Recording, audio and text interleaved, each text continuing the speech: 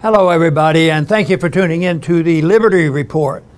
With us today is Chris Rossini, our co-host. Chris, welcome to the program.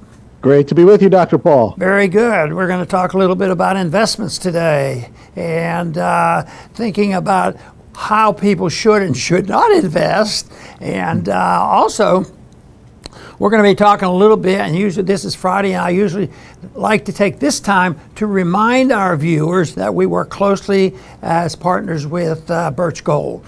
And gold is always, a subject that has fascinated everybody that has ever lived in the world, according to history. Thousands and thousands of years, and it's still going on. And as usual, there's a lot of interference. Governments interfere all the time, and the central banks interfere. We have started off with a gold standard in the United States, and then the foolishness of creating a Federal Reserve meant that the Federal Reserve would take a gold dollar that was worth $20 an ounce back in 1913, and they've converted it to where it's almost 2,000. It's going to go up higher because it's an inducement to spending money and think it's painless. Well, we don't believe it's going to be painless. We already see people suffering because we see the inflation, and the cost of that goes in with the average person paying it, and that is because the prices go up.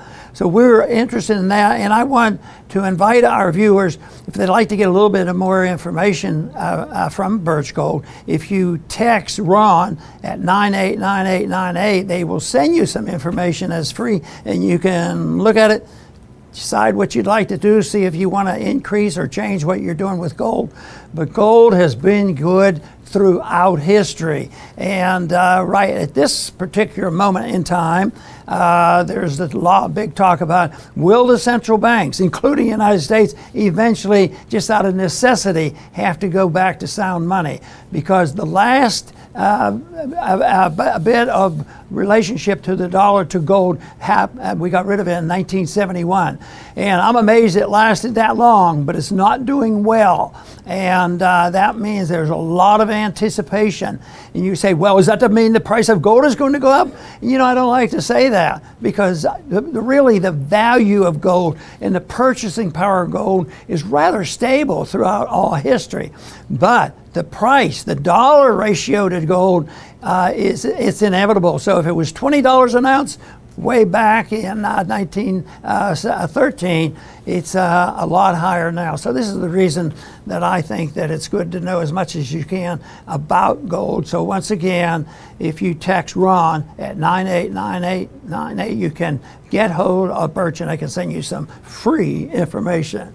And then Chris, I want to go into a subject having to do with inflation more specifically, and you and I have talked about this because there's one of these financial groups that's managing trillions of dollars, and that's Vanguard. They participated in, the nonsense about, well, here's a good way to make more money if you invest only in companies that are woke and they take care of the environment, and that will be good for the environment, and you're going to feel great about yourself, and you're going to make more money because everybody's going to jump in and invest. And when that came out several years back, I was very reluctant. I was a pessimist on this. I said, that's not investing, and that's a distortion. If people do invest in it, it's malinvestment, because we have so much credit out there and people are running out of stocks that they can manipulate. So they jumped at it, especially when the social pressures were on, and the people who wanted to be corporations, they wanted to be woke and do what they were supposed to do. We saw a lot of activity of corporations doing what the government was doing COVID lockdown, and that's still going on. And this whole investment in ESG, which stands for environment and the government and social purposes, but it's all social pressure. It's something that people are interested and they're moved by it, but why we call your attention to it today, Chris and I were visiting about this, about Vanguard, because the CEO said enough is enough. This is not really investing.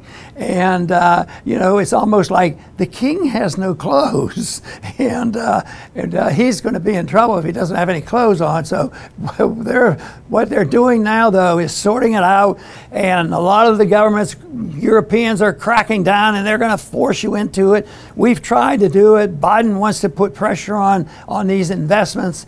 Fortunately, the Republicans right now are trying to resist some of the more regulations on there, but the whole thing is nonsense. That doesn't mean that people shouldn't have the right and desire, and there's probably some good investments out there about, that would be helpful to the environment. I think under certain circumstances, I've always been fascinated with windmills.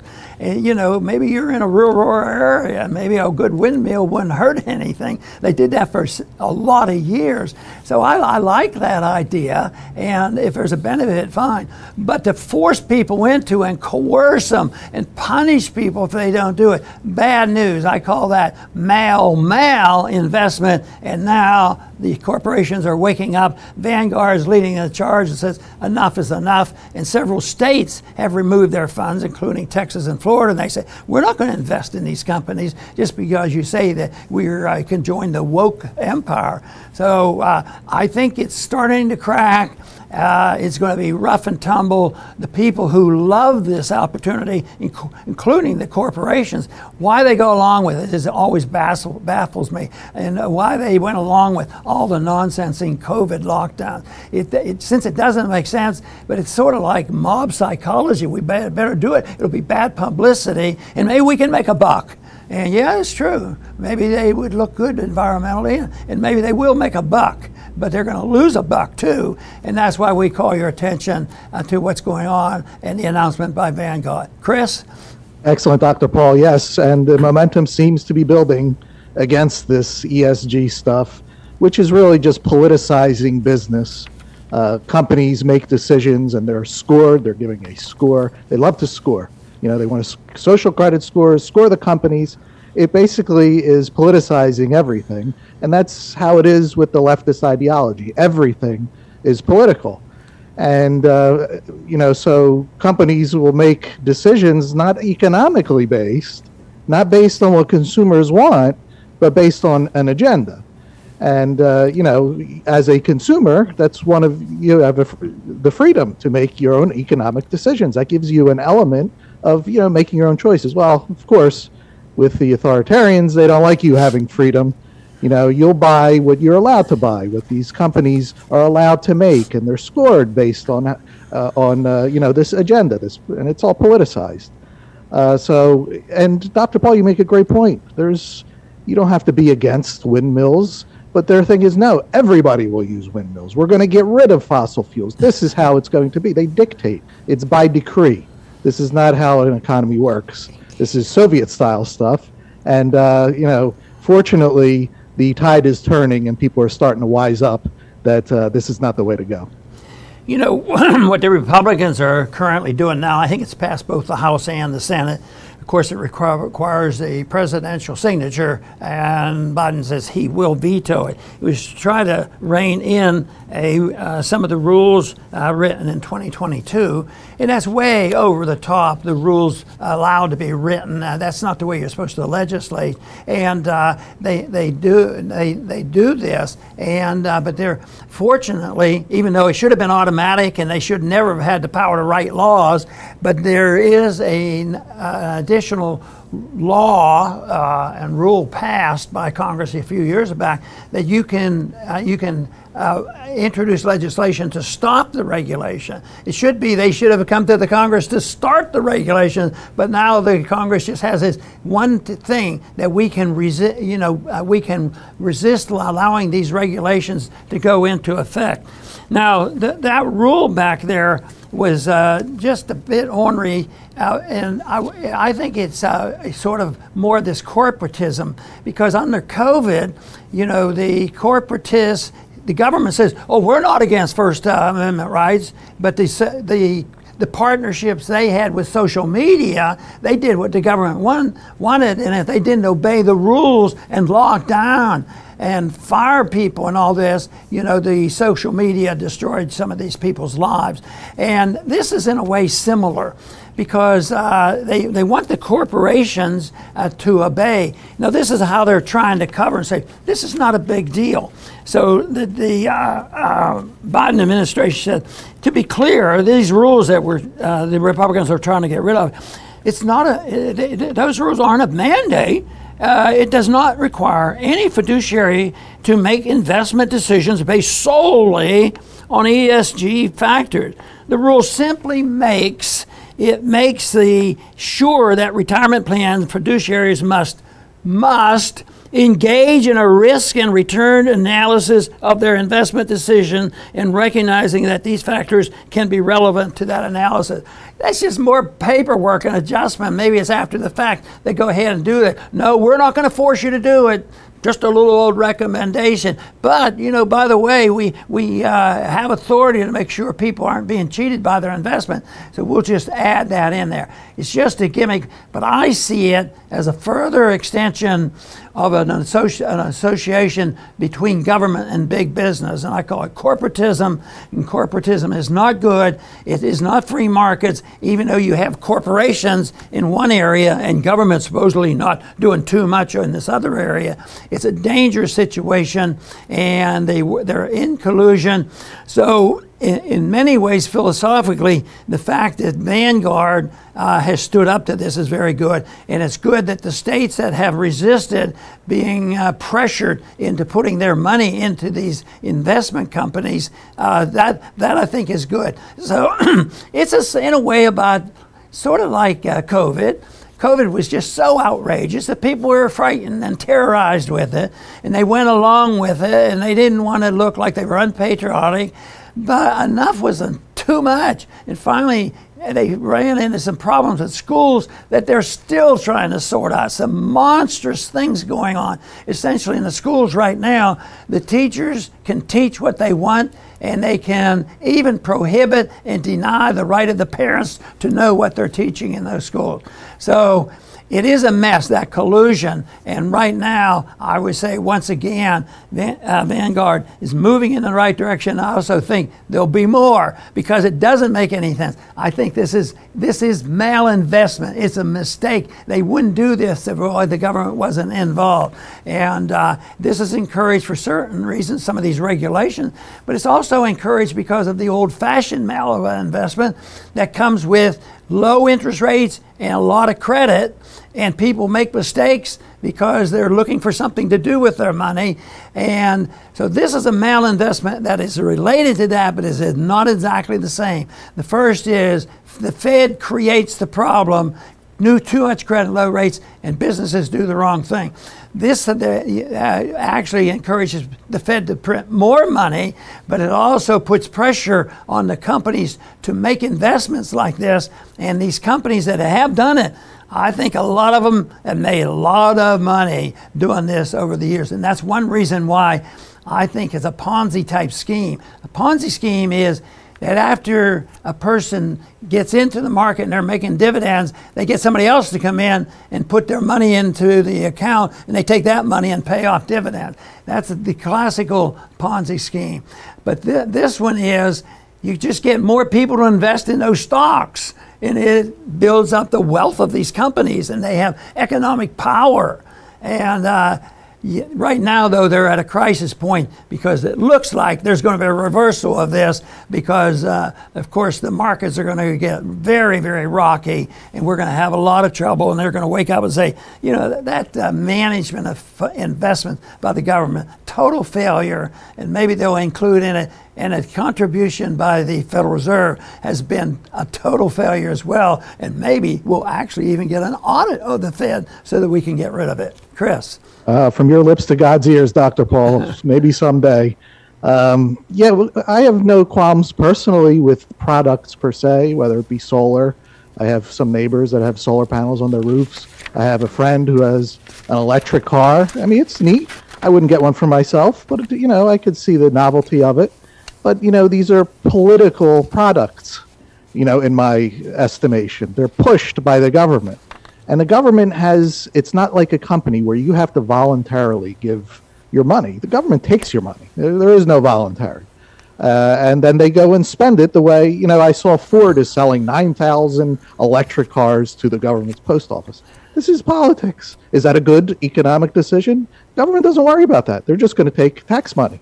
They don't have to worry like a company about profits and losses. Is this the best decision to make, you know, given the resources that are available? Government does not think that way. That's how they are with loans.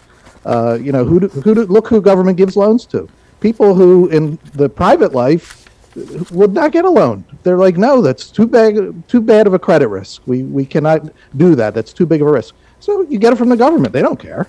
They'll just tax money, and look what happens with the student. Now they're trying to repeal the student loans. So you see how government, they do not care about economics. They care about their agenda that they push, and they tell you that by 2040, 2030, that there's all going to be electric cars. You know, they give these big predictions. We'll see by the time we get there what the reality looks like. It's almost 100% the opposite of what they say. So yeah, this is all political products, and that's why when you make decisions and you buy political products, you know, it's a risk because you don't know what the future holds. Right. You know, there was another good article on this subject. Zero Hedge is, you know, very efficient in getting information out on this subject. But this just came out just last week, and the article was, and I looked at it and I misread the title, and then I had to read it and pay attention. But when I just glanced at it, it said the EU warns.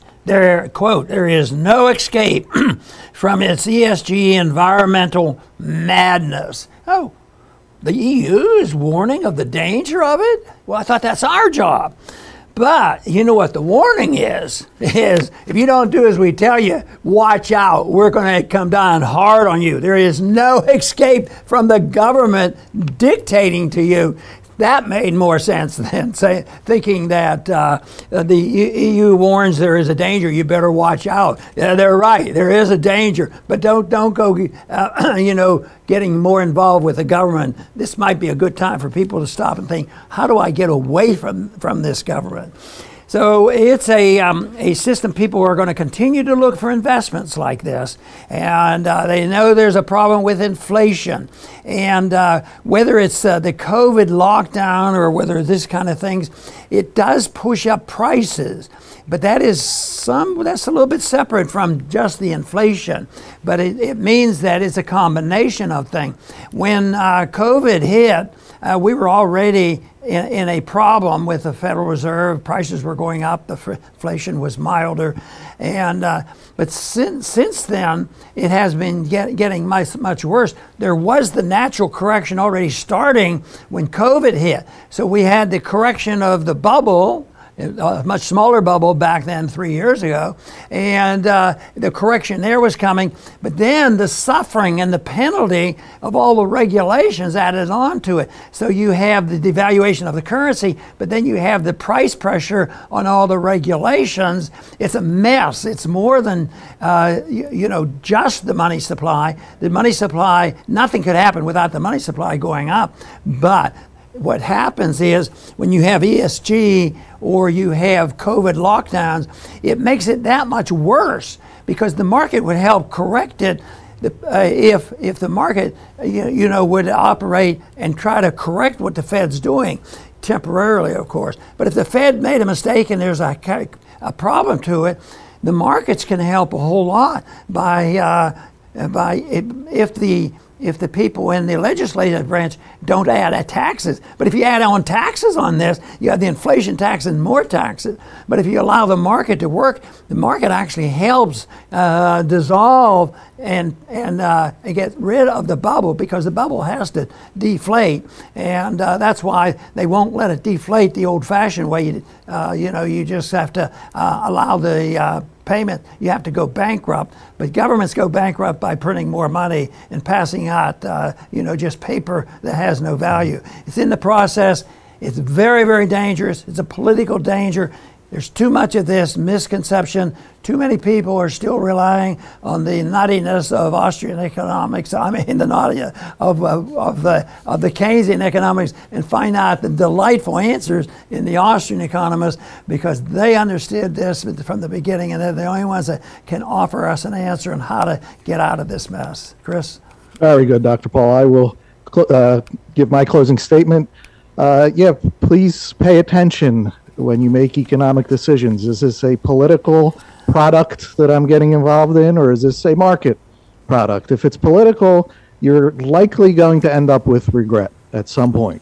You know, and the vaccines are a perfect example of that. That was all political. That was not the market at work. You know, that was pushed by the politicians in league with, you know, the money makers that made the jabs. And the goal was to continuously give them to us, to stay up to date, and then prove that you're up to date in order to function in society. Unfortunately, that dystopia failed, you know, but that was a political product. Another huge one that Americans have been just robbed beyond belief is war. You know, they get emotions going, there's a bad guy somewhere, and just over and over, it's just failure, and 6 trillion gone, and another 2 trillion gone. And they just move from one to another. That is a political, you know, that is not the market at work. That's the bureaucrats at work, and we pay for it. And just imagine if we had that 6 trillion from Iraq to, you know, put in this country and for our own personal lives. That was an option, but that option is gone. You know, so, and there's lots of regret after all these wars, and after the vaccines, there's lots of regret now. So you got to pay attention. Is this political that's being pushed on me, or is this an actual economic market phenomenon that I should be involved with? Very, very good, Chris. I just want to close by making the point that ESG is not that investment. Even though some people are going to make money, have been making money, it's really the wrong way to go. If they are making money, they're only encouraging people to do dumb things, and they'll continue until it breaks. What we're saying here is Vanguard is saying, watch out, it's starting to break. A lot of other people know that. A lot of people go with it because they don't want bad publicity, and they think that, oh, they're bigots and all these kind of things because they've been terrorized by the people who run wokeism and say you better do it or else you may be in bigger trouble. But you know, the problems we have are bad. I think they're very serious. I think they're bigger than anything that the world has ever faced in a financial sense. And also the international scene is so dangerous too. But it wouldn't be hard. The solution is easy, but there's a little bit of acceptance of a mistake and the acceptance of a little bit of effort and pain that you have to suffer through.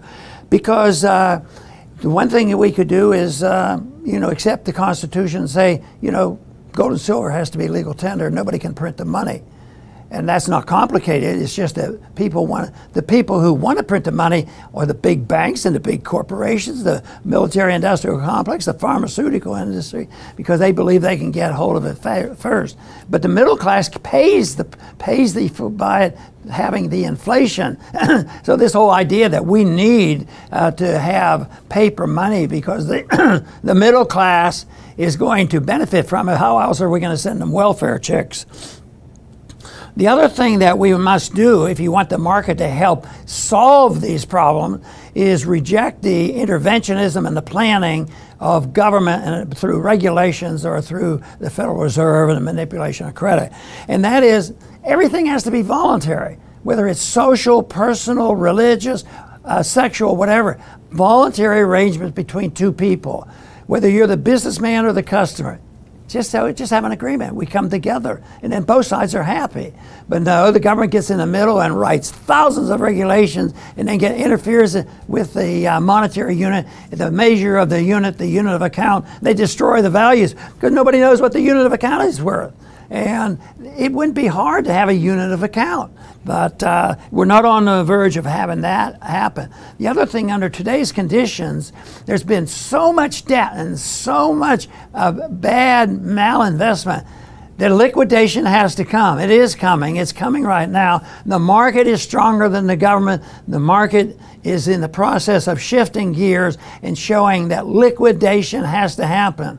Since nobody there won't be enough people support cutting back spending and cut back printing money, that the liquidation of debt is inevitably going to be accomplished through the liquidation of the value of the money. And so that'll tide you over, and people will feel better about it, because on conditions like this, the saying always is, things aren't so bad, I just don't have enough money to pay the bills. And I think that's, I understand exactly what they're saying, but no, that's the wrong thing to say. I don't have enough purchasing power of my dollar that was guaranteed at one time and is not guaranteed now, and we're residing on this fraudulent system of counterfeit money. So I don't think any of those things are hard to understand.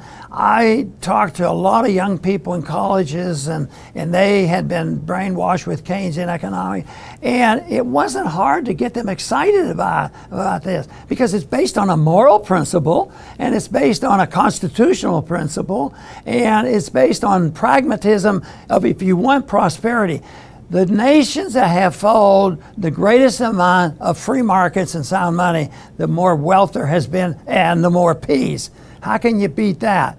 I think it sometimes has to be placed on those of us who send the message out, because if we did a better job, they would accept it. But there's also forces that are in opposition to, like the ownership of all the propaganda is put out there, whether it's social media, regular media, the government, and on and on. It's a tough job, but it's an ideological struggle. I think ideas do have consequences. I do see victories at times. I see victories on the short run already with COVID,